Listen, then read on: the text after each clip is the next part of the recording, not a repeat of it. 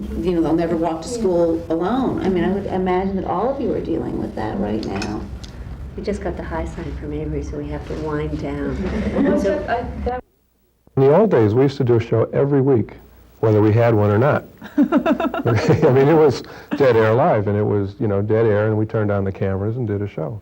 It was a funny time. It was a funny time. You know, the show started out as a radio show, but on TV.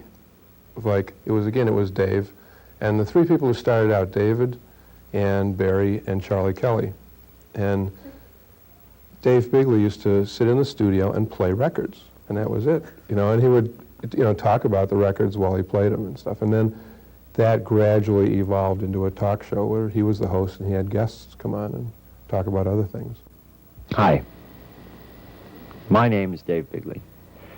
I'm here at, well, never mind. Guess where I am.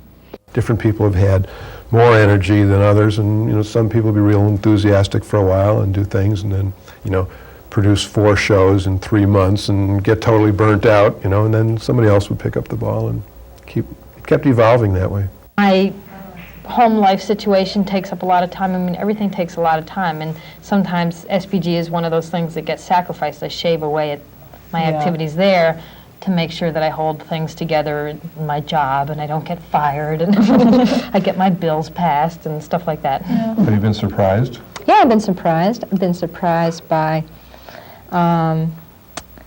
lots of things, by the amount of energy that people can put out when there's a show to really get done. When I did my show, I thought it was never going to happen because there was too much work. I was brand new at doing this. I thought, I don't know whether you remember, but about a week before the show, I was ready to cancel it. The hardest thing? Just that it's every week and it's all volunteer. It was a lot. It was a big commitment. And I don't know. I think you really need to sort of do it for a while and make it, get into it and really make it a part of your life, and then it doesn't seem like it's that big a deal. I mean, it is a big commitment, but it feels less of a commitment as time goes on. Okay,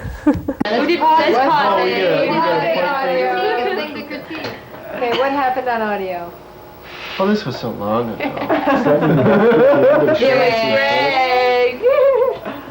Well, I think the structure of it is good, that we have the meetings, we take the time, and even though sometimes it seems like a real long haul to go back after the show and watch the show and talk about it, it does seem to really serve a purpose. Ideas are shaped and reshaped. I mean, they're transformed through the group's interaction. A lot of times what you have is you have a hierarchical structure where the television producer has a certain idea and the director, and everybody has their place, and no one really wants to say what they really feel. You know, the camera people don't really have a say, whereas here, everybody has a say, and it's very interesting to see how many different forms that can take. When we took a portable equipment to a rent control board meeting, there was outrage, there was uproar, because this was the kind of access that people were sort of afraid of in a way. We can take a Board of Aldermen meeting, we can take this meeting. not take this meeting, not without the board's permission. That's not true. It is true. Have you got an ordinance? Have you got a law that says that it can be taped? This is a public meeting. Have you got a law, John? Have you got a law that says it can be taped? If it's a public meeting, don't touch it. Then don't show it. Then don't use it. Don't use it, and I won't touch it. Don't touch anybody. Don't touch anybody. If you want to call the police, go ahead. No, it's next week. Next week? No. Next week, like, is it a week? 1 week from now is our show during Community TV Week. What are we going to do? Community! Community! Second word. Second word. TV. TV. Ah, that's community TV. Yeah. Third word. Third word. Dying. Hot. Hot. Oh. Desert. Swelter. Oh. Sun. Thirst. Sweat. Exhausted. Lawrence of Arabia. Liquid refresh. Hired. Week. Week. Oh. Wait. Community TV. TV week. Tomorrow night at 6:30, the Cable Access Channel will make these studios available to a local producer. He will present a 90-minute program of readings from the transcript of the federal extortion trial of State Representative Vincent Pirro. So here's the deal. He's got to, it'll be a total of 25. Grand? That's right. It'll be 5 will come up front. All right. It'll be like a retainer, okay? Give me a week to get 5. Yeah, fine, that's all right. A week's fine. That'll get the thing in action. All right. You don't have to do another thing until the governor signs it, okay? I'm also a photographer, and I do some writing. And I used to be in theater. And long ago, I realized that the most fun that I've ever had is when people all gather together and they have to make something happen, and it has to have a deadline and has to go on. A good thing about being a member of the producers group is that you get to actively participate in the medium of television, which so few of us are able to do.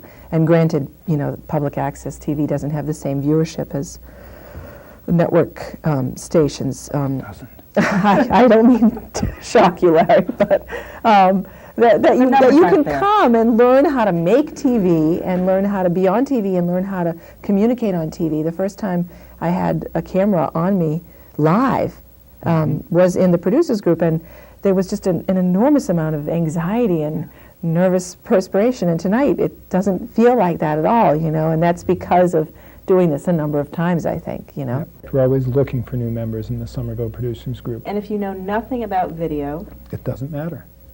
you just have to... You just have to be willing to spend every Tuesday night of the year working with the Somerville Producers Group, doing a live show every other week, and on the alternate weeks we meet to plan the next show that we'll be doing. Like tonight we're here live, tonight being the 23rd of February, but next week, which will be March 2nd, we'll be meeting elsewhere and talking about the next show and planning it out.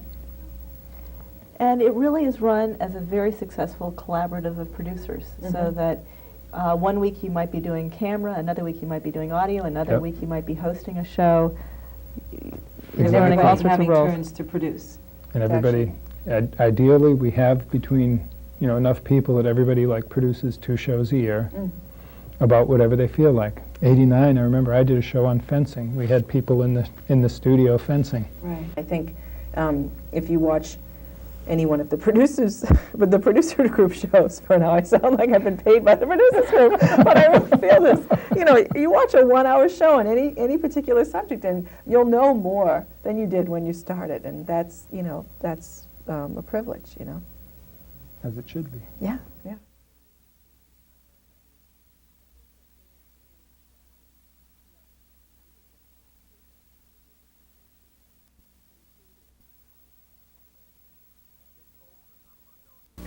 Been told for some unknown reason that he can't be allowed in the studio.